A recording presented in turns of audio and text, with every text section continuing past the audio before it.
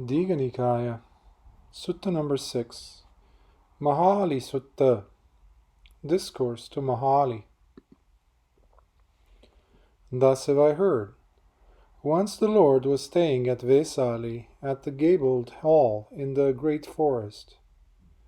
And at that time a large number of Brahmin emissaries from Kosala and Magadha were staying at Vesali on some business.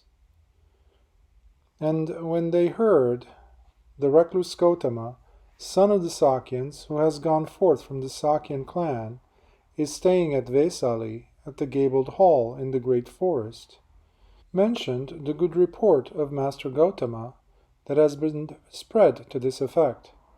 The Blessed One is accomplished, fully awakened, perfect in true knowledge and conduct, sublime knower of worlds, incomparable leader of persons to be tamed, teacher of gods and humans, enlightened, blessed. He declares this world with its gods, its maras and its brahmas, this generation with its recluses and brahmins, with its princes and its people, which he has himself realized with direct knowledge. He teaches the Dhamma that is good in the beginning, good in the middle, and good in the end, with the right meaning and phrasing, and he reveals a holy life that is utterly perfect and pure. Now it is good to see such arahants, they thought. And so these Brahmin emissaries from Kosala and Magadha went to the great forest, to the gabled hall. At that time the Venerable Nagita was the Lord's personal attendant. So they approached the Venerable Nagita and said, "Venerable Sir, where is Master Gautama now staying? We would like to see him." "Friends, it is not the right time to see the Lord. He is in solitary meditation." But the Brahmins just sat down to one side and said, "When we have seen the Lord Gautama, we will go." Just then, Ottadha the Lichavi came to the gabled hall with a large company, saluted the Venerable Nagita, and stood aside, saying, "Where is the Lord Buddha staying, the Arahant, the fully awakened Buddha? We would like to see him." "Mahāli, it is not the right time to see the Lord. He is in solitary meditation." But Ottadha also just sat down to one side and said, "When I have seen the Blessed Lord, the Arahant, the fully awakened Buddha, I will go." Then the novice Siha came to the Venerable Nagita, stood aside and said, "Venerable Kassapa, these many Brahmin emissaries from Kosala and Magadha have come here to see the Lord, and Ottadha the Lichavi too has come with a large company to see the Lord. It would be well, Venerable Kassapa, to allow these people to see him." "Well then, Siha, you announce them to the Lord." "Yes, Venerable Sir," said Siha. Then he went to the Lord, saluted him, stood aside and said, "Lord, these Brahmin emissaries from Kosala and Magadha have come here to see the Lord, and Ottadha the Lichavi likewise with a large company. It would be well if the Lord were to let these people see him." "Then, Siha, prepare a seat in the shade of this dwelling." "Yes, Lord," said Siha, and did so. Then the Lord came out of his dwelling and sat down on the prepared seat. The Brahmins approached the Lord. Having exchanged courtesies with him, they sat down to one side. But Ottadha did prostrate to the Lord, with his head at his feet, and then sat down to one side, saying, "Lord, not long ago Sunakhatta the Lichavi came to me and said, 'Soon I shall have been a follower of the Lord for 3 years. I have seen heavenly sights, pleasant, delightful, enticing, but I have not heard any heavenly sounds that were pleasant, delightful, enticing. Lord, Are there any such heavenly sounds, which Sunakhatta cannot hear, or are there not? There are such sounds, Mahāli. Then, Lord, what is the reason? What is the cause? Why Sunakhatta cannot hear them? Mahāli, there is the case of a bhikkhu who sits facing east, goes into one-sided samadhi, and sees heavenly sights, pleasant, delightful, enticing, but does not hear heavenly sounds. By means of this one-sided samadhi, he sees heavenly sights, but does not hear heavenly sounds. Why is this? Because this samadhi only leads to the seeing of heavenly sights, but not to the hearing of heavenly sounds. Again, a bhikkhu who sits facing south, west, north, goes into a one-sided samadhi, and facing upwards, downwards, or across, sees heavenly sights in that direction, but does not hear heavenly sounds. Why is that? Because this collectedness of mind, samadhi, only leads to the seeing of heavenly sights, but not to the hearing of heavenly sounds. In another case, Mahāli, a bhikkhu sits facing east, west, north, goes into one-sided samadhi, and facing upwards, downwards, or across, hears heavenly sounds, but does not see heavenly sights. Why is that?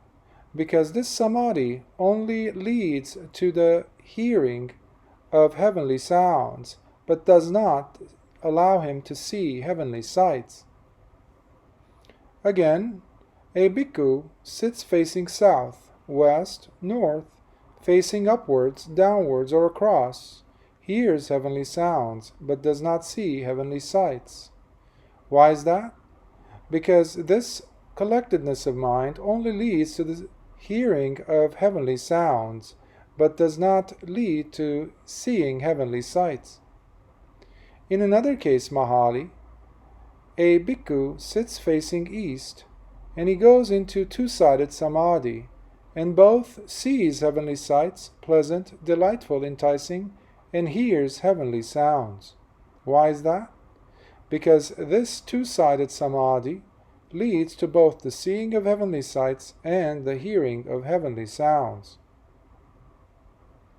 Again, a bhikkhu facing south, west, north, facing upwards, downwards, or across, sees heavenly sights and hears heavenly sounds. And why is that? Because this two-sided samadhi leads to both the seeing of heavenly sights and the hearing of heavenly sounds. And that is the reason why Sunakhatta comes to see heavenly sights, but not to hear heavenly sounds. Well, Lord, is it for the realization of such samadhi states that bhikkhus lead the holy life under the Blessed Lord? No, Mahāli. There are other things, higher and more perfect than these, for the sake of which bhikkhus lead the holy life under me. What are they, Lord? Mahāli, there is the case of a bhikkhu having abandoned 3 fetters, becoming a stream winner, not liable to states of woe, the lower states of rebirth, firmly set on the path to awakening. Again, a bhikkhu who has abandoned the 3 fetters and has reduced his greed, hatred, and delusion, becomes a once-returner, who, having returned to this world once more, will make an end of suffering. Again, a bhikkhu who has abandoned the 5 lower fetters takes a spontaneous rebirth in the pure abodes, and without returning from that world, gains awakening. Again, a bhikkhu, through the exhaustion of the contaminants, reaches in this very life the uncorrupted deliverance of mind, the deliverance through wisdom, which he has realized by his own insight. That is the one thing that is higher and more perfect than these, for the sake of which bhikkhus lead the holy life under me. Lord, is there a path? Is there a method for the realization of these things? There is a path, Mahāli. There is a method. Lord, what is this path? What is this method? It is the Noble Eightfold Path, namely, right view, right intention, right speech, right action, right lifestyle, right effort, right mindfulness, and right collectedness of mind. This is the path. This is the way to the realization of these things. Once, Mahāli, I was staying at Kosambi in the Ghosita Park, and two wanderers, Mandisa and Jalia, the pupil of the wooden bowl recluse, came to me, exchanged courtesies with me, and sat down to one side. Then they said, "How is it, friend Gautama? Is the soul the same as the body, or is the soul one thing and the body another?" Well now, friends, you listen, pay proper attention, and I will explain. Yes, friend, they said, and I continued. Friends, a Tathagata arises in the world, an Arahant, fully awakened Buddha, endowed with wisdom and conduct, well-farer, knower of the worlds, incomparable trainer of humans to be tamed, teacher of gods and humans, enlightened and blessed. He, having realized it by his own super-knowledge, proclaims this world with its devas, maras, and brahmas, its princes and its people.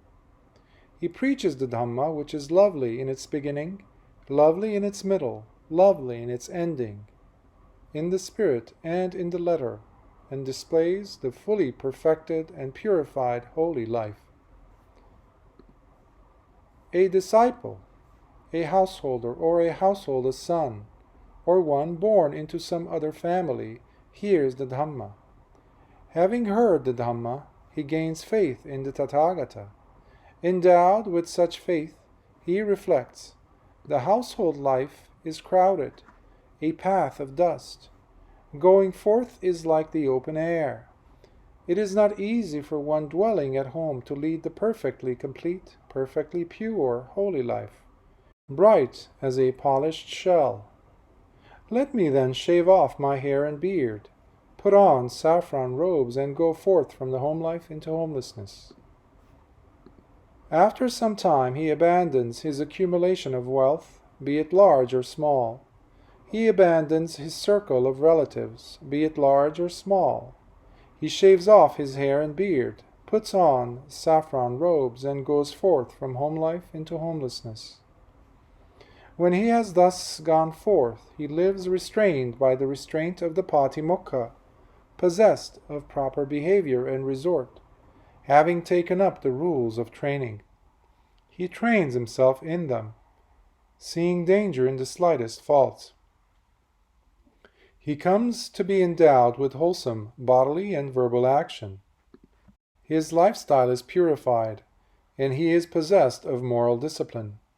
He guards the doors of his sense faculties, is endowed with mindfulness and clear comprehension, and is content. And how, friends, is the bhikkhu possessed of moral discipline? Herein, friends, having abandoned the destruction of life, the bhikkhu abstains from the destruction of life. He has laid down the rod and weapon, and dwells conscientious, full of loving kindness, compassionate for the welfare of all living beings. This pertains to his moral discipline. Having abandoned taking what is not given, he abstains from taking what is not given. Accepting and expecting only what is given, he lives in honesty with a pure mind. This too pertains to his moral discipline. Having abandoned non-celibacy, he leads the holy life of celibacy. He dwells aloof and abstains from the vulgar practice of sexual intercourse. This too pertains to his moral discipline. Having abandoned false speech, he abstains from false speech. He speaks only the truth. He lives devoted to truth, trustworthy and reliable. He does not deceive anyone in the world. This too pertains to his moral discipline. Having abandoned slander, he abstains from slander. He does not repeat elsewhere what he has heard here in order to divide others from the people here. Nor does he repeat here what he has heard elsewhere in order to divide these people from the people there. Thus he is a reconciler of those who are divided, and a promoter of friendships. Rejoicing, delighting, and exulting in concord, he speaks only words that are conducive to concord. This too pertains to his moral discipline. Having abandoned harsh speech, he abstains from harsh speech. He speaks only such words as are gentle, pleasing to the ear, endearing, going to the heart, polite, amiable, and agreeable to the many folk. This too pertains to his moral discipline. Having abandoned idle chatter, he abstains from idle chatter. He speaks at the right time, speaks what is factual and beneficial, speaks on the Dhamma and the discipline. His words are worth treasuring. They are timely, backed by reason, measured and connected with the good. This too pertains to his moral discipline. He abstains from damaging seed and plant life. He eats only in one part of the day, refraining from food at night and from eating at improper times. He abstains from dancing, singing, instrumental music, and from witnessing unsuitable shows. He abstains from wearing garlands, embellishing himself with scents, and beautifying himself with unguents. He abstains from high and luxurious beds and seats. He abstains from accepting gold and silver.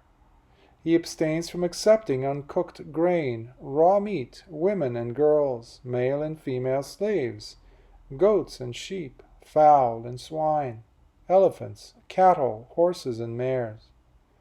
He abstains from accepting fields and lands. He abstains from running messages and errands. He abstains from buying and selling. He abstains from dealing with false weights, false metals, and false measures. He abstains from the crooked ways of bribery, deception, and fraud. He abstains from mutilating, executing, imprisoning, robbery, plunder, and violence. This too pertains to his moral discipline.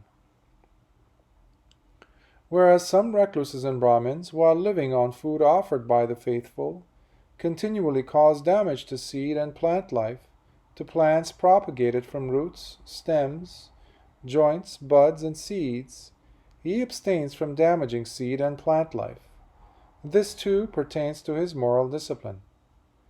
Whereas some recluses and Brahmins, while living on food offered by the faithful, enjoy the use of stored-up goods, such as stored-up food, drinks, garments, vehicles, bedding, scents, and comestibles, he abstains from the use of stored-up goods. This too pertains to his moral discipline. Whereas some recluses and Brahmins, while living on food offered by the faithful, attend unsuitable shows, such as shows featuring dancing, singing, or instrumental music, theatrical performances, narrations of legends, music played by hand-clapping, cymbals and drums, picture houses, acrobatic performances, combats of elephants, horses, buffaloes, bulls, goats, rams, roosters, and quails, stick fights, boxing and wrestling, sham fights, roll calls, battle arrays, and regimental reviews, he abstains from attending such unsuitable shows. This too pertains to his moral discipline. Whereas some recluses and Brahmins, while living on food offered by the faithful, indulge in the following games and recreations: games played on an 8-row chessboard, games played on a 10-row chessboard, games played by imagining a board in the air, hopscotch, spillikins, dice games, hitting short stick with a long stick, games played by dipping the hand in paint or dye, ball games, blowing through toy pipes made of leaves, plowing with miniature plows, somersaults, playing with paper windmills, playing with toy measures, toy chariots, toy bows, guessing at letters written in the air or on one's back, guessing others' thoughts, and charades. He abstains from such games that are a basis for negligence. This too pertains to his moral discipline. Whereas some recluses and Brahmins, while living on food offered by the faithful, enjoy the use of high and luxurious beds and seats, such as spacious couches, thrones with animal figures carved on the supports, long-haired coverlets, multicolored patchwork coverlets, white woolen coverlets embroidered with flowers, quilts stuffed with cotton, woolen coverlets embroidered with animal figures, woolen coverlets with hair on both sides or on one side, bedspreads embroidered with gems, silk coverlets, dance hall carpets, elephant, horse, or chariot rugs, rugs of antelope skin, choice spreads made of kadali deer hides, spreads with red awnings overhead, couches with red cushions for head and feet. He abstains from the use of such high and luxurious beds and seats. This too pertains to his moral discipline. Whereas some recluses and Brahmins, while living on food offered by the faithful, enjoy the use of such devices for embellishing and beautifying themselves as the following: rubbing scented powders into the body, massaging with oils, bathing in perfumed water, kneading the limbs, mirrors, ointments, garlands, scents, unguents, face powders, makeup, bracelets, headbands, decorated walking sticks, ornamented medicine tubes, rapiers, sunshades, embroidered sandals, turbans, diadems, yak-tail whisks, and long-fringed white robes. He abstains from the use of such devices for embellishment and beautification. This too pertains to his moral discipline. Whereas some recluses and Brahmins, while living on the food offered by the faithful, engage in frivolous chatter, such as talk about kings, thieves, and ministers of state, talk about armies, dangers, and wars, talk about food, drink, garments, and lodgings, talk about garlands and scents, talk about relations, vehicles, villages, towns, cities, and countries, talk about women, and talk about heroes, street talk and talk by the well, talk about those departed in days gone by, rambling chit-chat, speculations about the world and about the sea, talk about gain and loss. He abstains from such frivolous chatter. This too pertains to his moral discipline. Whereas some recluses and Brahmins, while living on the food offered by the faithful, engage in wrangling argumentation, saying to one another, "You do not understand this doctrine and discipline. It is I who understand this doctrine and discipline. How can you understand this doctrine and discipline? You're practicing the wrong way. I'm practicing the right way. I'm being consistent. You're inconsistent. What should have been said first, you said last. What should have been said last, you said first. What you took so long to think out has been confuted. Your doctrine has been refuted. You're defeated. Go, try and save your doctrine, or disentangle yourself now if you can." He abstains from such wrangling argumentation. This too pertains to his moral discipline. Whereas some recluses and Brahmins, while living on the food offered by the faithful, engage in running messages and errands for kings, ministers of state, Khattiyas, Brahmins, householders, or youths, who command them, "Go here, go there, take this, bring that from there." He abstains from running such messages and errands. This too pertains to his moral discipline. Whereas some recluses and Brahmins, while living on the food offered by the faithful, engage in scheming, talking, hinting, belittling others, and pursuing gain with gain, he abstains from such kinds of scheming and talking. This too pertains to his moral discipline.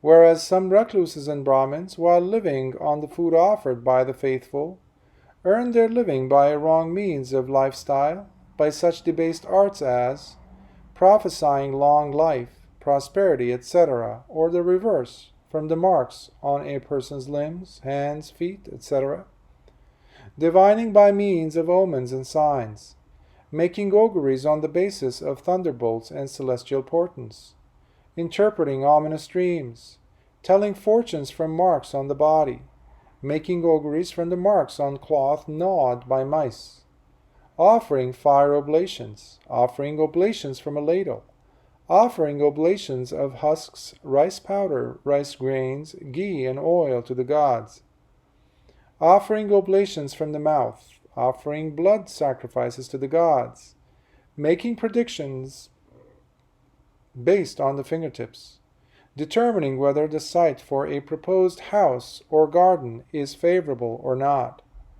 laying demons in a cemetery, laying ghosts, knowledge of charms to be pronounced by one living in an earthen house, snake charming, the poison craft, scorpion craft, raft craft, bird craft, crow craft, foretelling the number of years that a man has to live, reciting charms to give protection from arrows, reciting charms to understand the language of animals.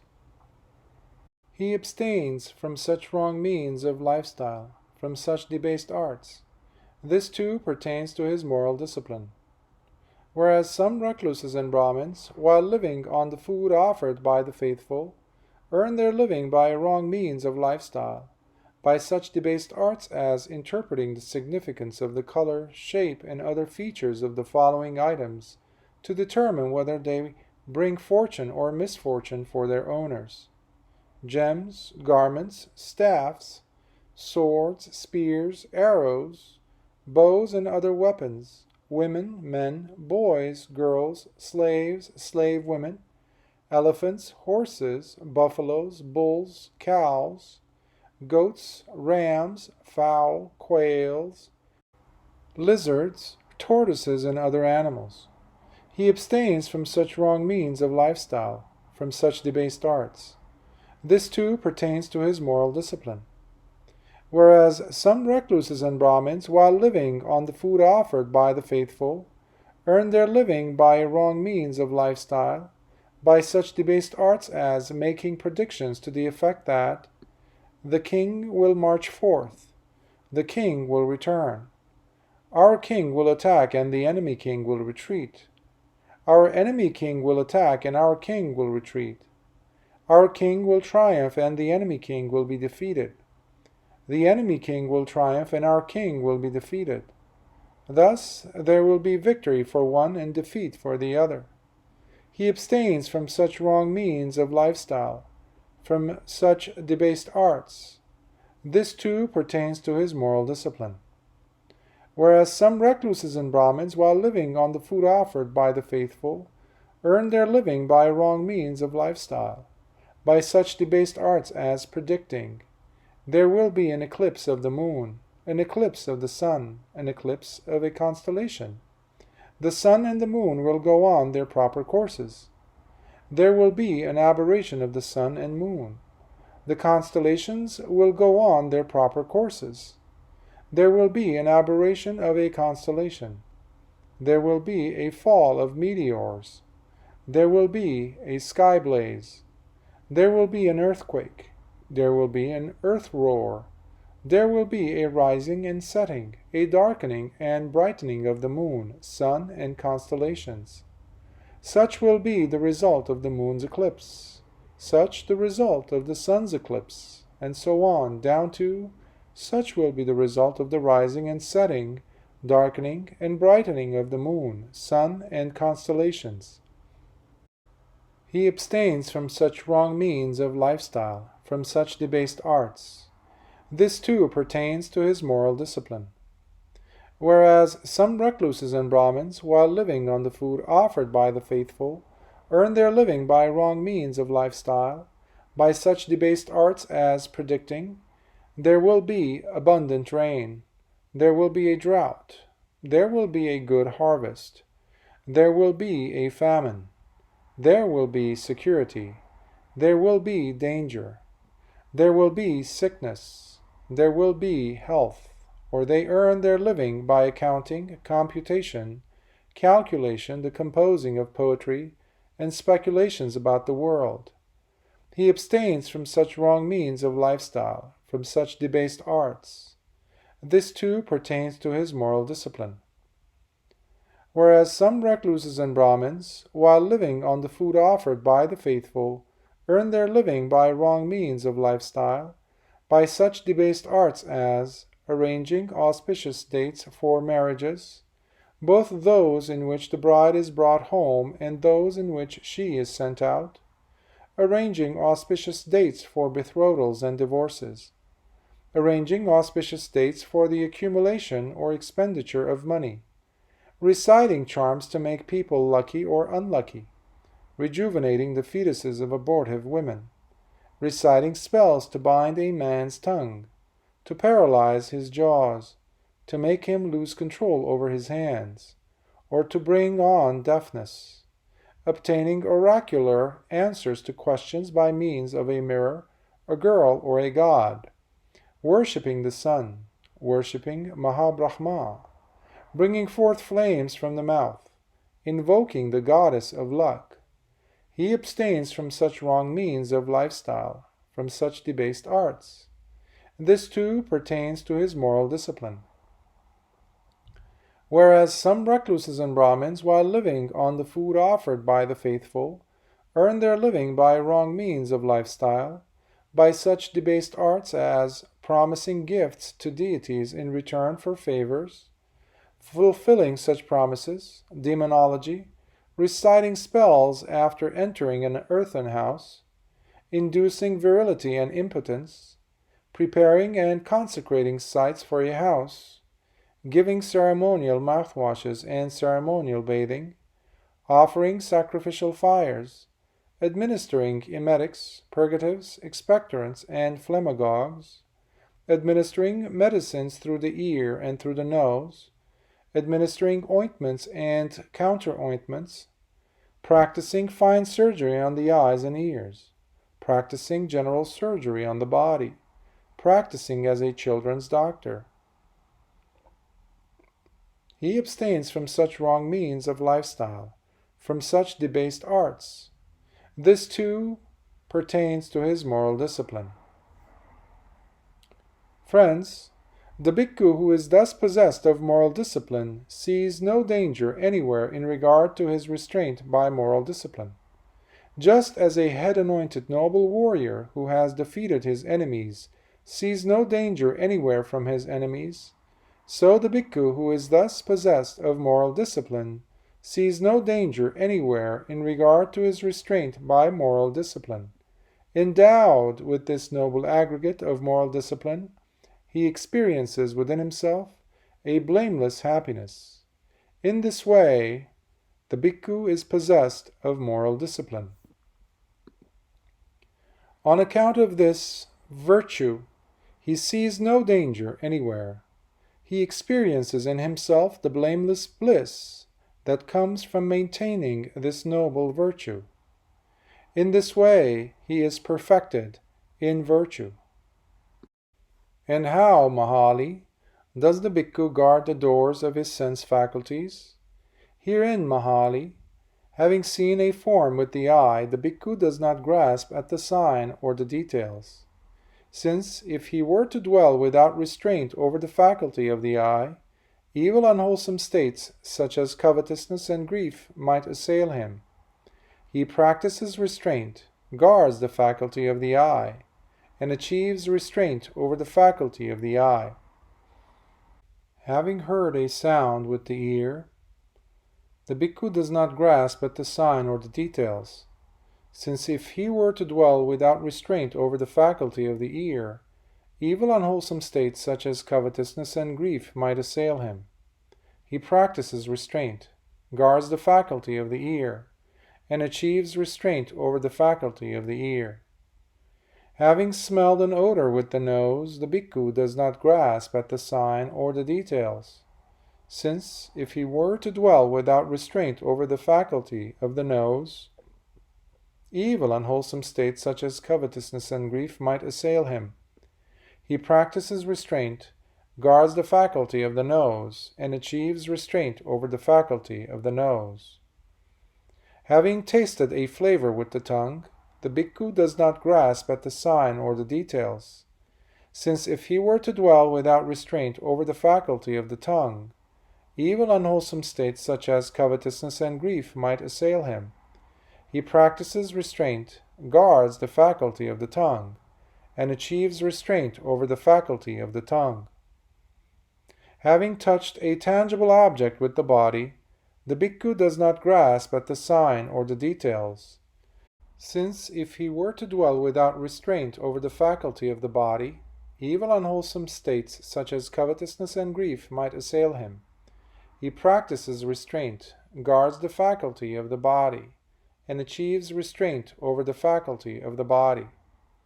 Having cognized a mind object with the mind, the bhikkhu does not grasp at the sign or the details, since if he were to dwell without restraint over the faculty of the mind, evil, unwholesome states such as covetousness and grief might assail him.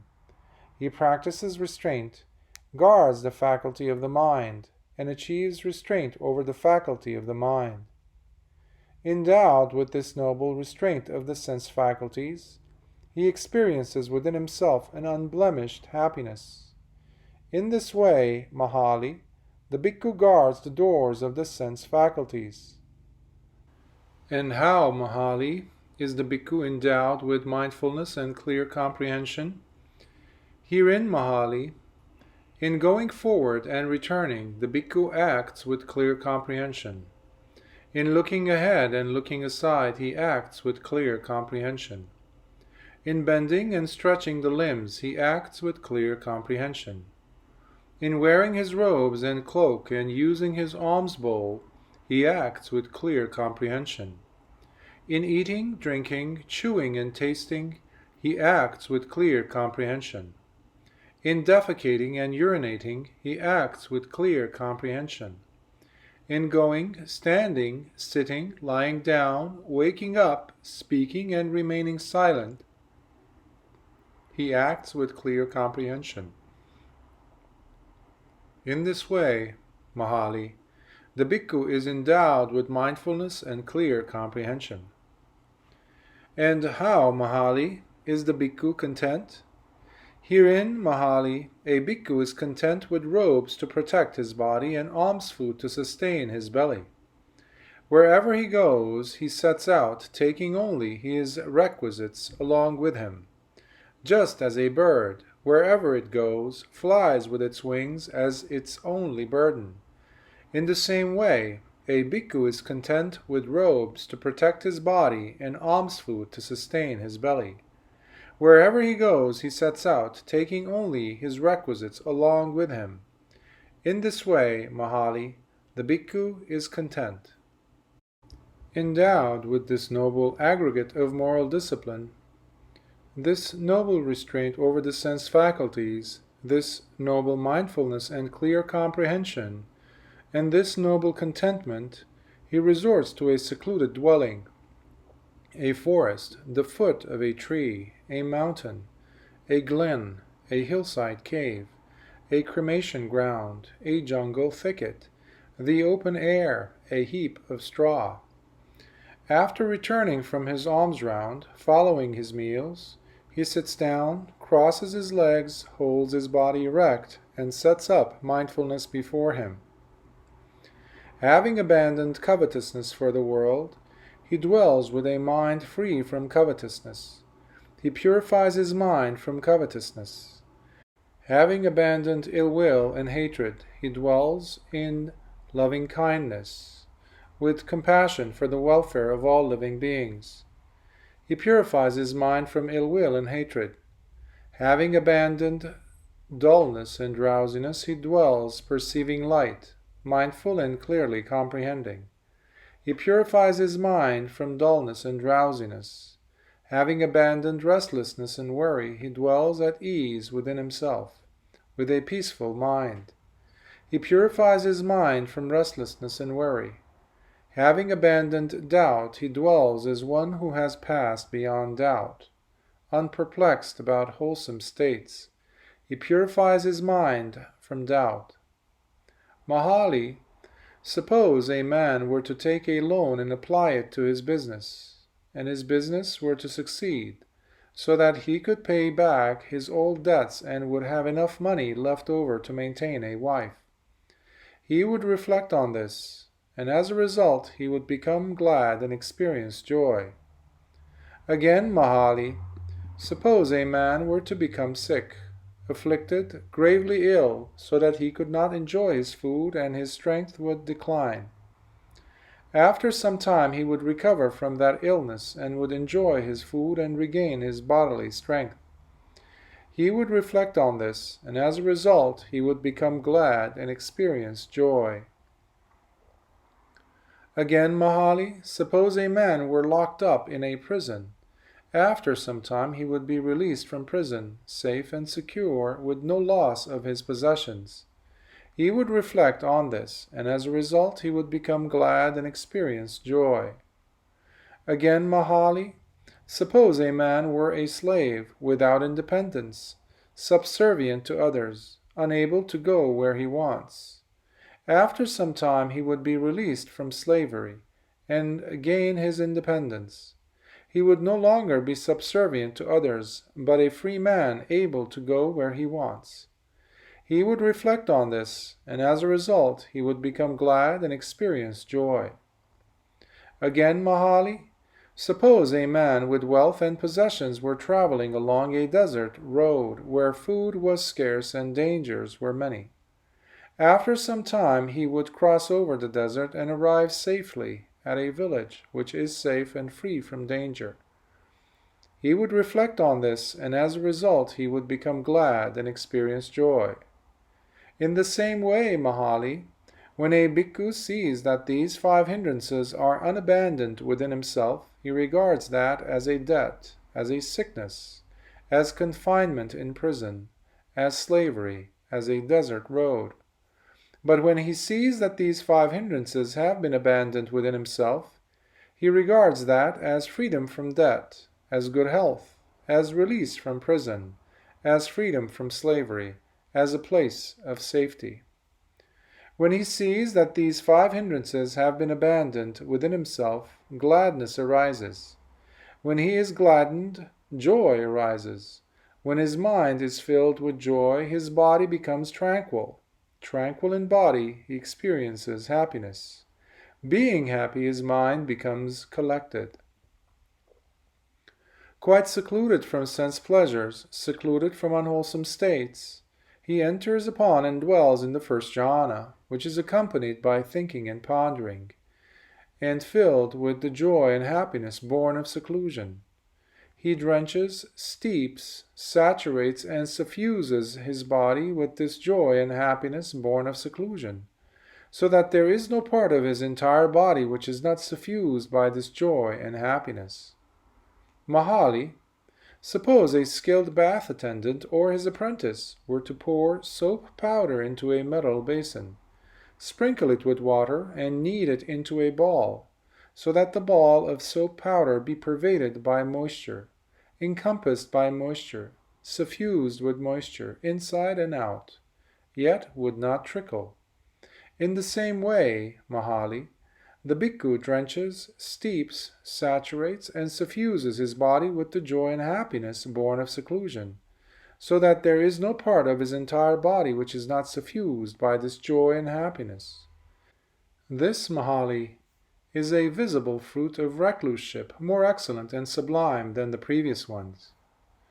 Now, of one who thus knows and thus sees, is it proper to say that the soul is the same as the body, or the soul is different from the body? It is not, Venerable Sir. But I thus know and see, and I do not say that the soul is either the same or different from the body. Further, Mahāli, With the subsiding of thinking and pondering, the bhikkhu enters upon and dwells in the second jhana, which is accompanied by internal confidence and unification of mind, is without thinking and pondering, and is filled with the joy and happiness born of collectedness of mind. He drenches, steeps, saturates, and suffuses his body with this joy and happiness born of collectedness of mind, so that there is no part of his entire body which is not suffused by this joy and happiness. Mahāli, suppose there were a deep lake whose waters welled up from below. It would have no inlet for water from the east, west, north, or south, nor would it be refilled from time to time with showers of rain. Yet a current of cool water, welling up from within the lake, would drench, steep, saturate, and suffuse the whole lake, so that there would be no part of that entire lake which is not suffused with the cool water. In the same way, Mahāli, the bhikkhu drenches, steeps, saturates, and suffuses his body with the joy and happiness born of collectedness of mind, so that there is no part of his entire body which is not suffused by this joy and happiness. This too, Mahāli, is a visible fruit of recluseship more excellent and sublime than the previous one. Now, of one who thus knows and thus sees, is it proper to say, the soul is the same as the body, or the soul is different from the body? It is not, Venerable Sir. But I know thus and see, and I do not say that the soul is either the same or different from the body. Further, Mahāli, with the fading away of joy, the bhikkhu dwells in equanimity, mindful and clearly comprehending, and experiences happiness with the body. Thus he enters upon and dwells in the third jhana, of which the noble ones declare, he dwells happily with equanimity and mindfulness. He drenches, steeps, saturates, and suffuses his body with this happiness free from joy, so that there is no part of his entire body which is not suffused by this happiness. Mahāli, suppose in a lotus pond there were blue, white, or red lotuses that have been born in the water, grow in the water, and never rise up above the water, but flourish immersed in the water. From their tips to their roots they would be drenched, steeped, saturated, and suffused with cool water, so that there would be no part of those lotuses not suffused with cool water. In the same way, Mahāli, the bhikkhu drenches, steeps, saturates, and suffuses his body with the happiness free from joy, so that there is no part of his entire body which is not suffused by this happiness. This too, Mahāli, is a visible fruit of recluseship, more excellent and sublime than the previous ones. Now, of one who thus knows and thus sees, is it proper to say, the soul is the same as the body, or the soul is different from the body? It is not, Venerable Sir. But I know thus and see thus, and I do not say that the soul is either the same or different from the body. Further, Mahāli, with the abandoning of pleasure and pain, and with the previous passing away of joy and grief, the bhikkhu enters upon, dwells in the fourth jhana, which is neither pleasant nor painful, and contains mindfulness fully purified by equanimity. He sits suffusing his body with a pure, bright mind, so that there is no part of his entire body not suffused by a pure, bright mind.